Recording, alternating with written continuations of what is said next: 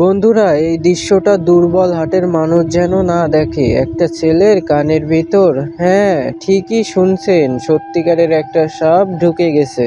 চারপাশের মানুষ চিৎকার করছে, কিন্তু যিনি পাশে দাঁড়িয়ে আছেন উনি এক মুহূর্ত সময় নষ্ট করেননি। ধীরে ধীরে ছেলেটাকে শান্ত করেন, কারণ সামান্য ভুল হলেই সাপটা আরো ভিতরে ঢুকে যেতে পারে। ছেলেটার নিঃশ্বাস থমকে গেছে, চোখ দুটো ভয় আর ব্যথায় কাঁপছে, আর লোকটা সূচের মতন পাতলা একটা স্টিক কানের কাছে নিয়ে গেল। সবাই নিঃশ্বাস বন্ধ করে তাকিয়ে আছে।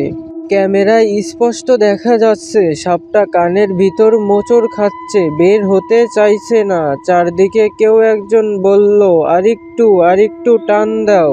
লোকটা শান্ত গলায় বলল, চুপ, নড়াচড়া করো না।